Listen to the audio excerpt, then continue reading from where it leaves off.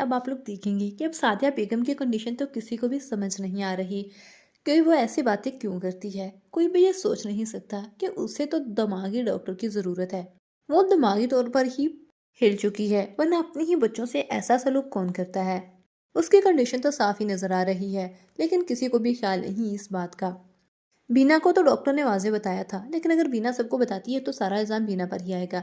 इसी वजह से वो तो चुप करके बैठी है। अब सादिया बेगम जैसे वैसे तो अपने बच्चों की फ़िक्र है नहीं, और जब दानिया उसके पास आई थी तब तो उसने दानिया को सँभाला नहीं। उसकी वजह से ही दानिया का मिसकैरेज हो गया, और अब चाहती है कि दानिया रातों रात माँ बन जाए। ऐसा कैसे हो सकता है?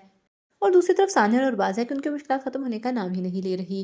और बिलाल साहब जिसने सोनिया और अरबाज़ को घर से यूं यतीम समझकर निकाला था कि जैसे ज़मीन में इन्हें कहीं जगह नहीं मिलेगी, अब सोनिया और अरबाज़ कामयाब होकर बिलाल साहब के सामने जाएंगे, वो भी उस वक्त जब इसी बिलाल साहब की बेटी सब कुछ लूट कर दूसरों पर लौटा चुकी होगी और उसकी इज्जत भी खाक में मिला चुकी होगी।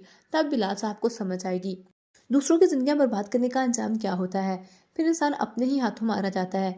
अब अपनी ही बेटी के हाथों धोखा खाकर सर पकड़कर रोएगा बिलाल साहब। और फारा, जिसने विक्की पर इतना यकीन किया, इतनी मोहब्बत की, वही विक्की फरा को लूट कर चला जाएगा और फिर उसके हाथ तक नहीं आएगा। आप लोगों को ये ड्रामा कैसा लग रहा है? किसकी एक्टिंग सबसे ज़्यादा पसंद आ रही है? कमेंट सेक्शन में लाजमी शेयर कीजिएगा। मज़ीद ड्रामाज अपडेट के लिए चैनल को लाजमी सब्सक्राइब कर लीजिएगा।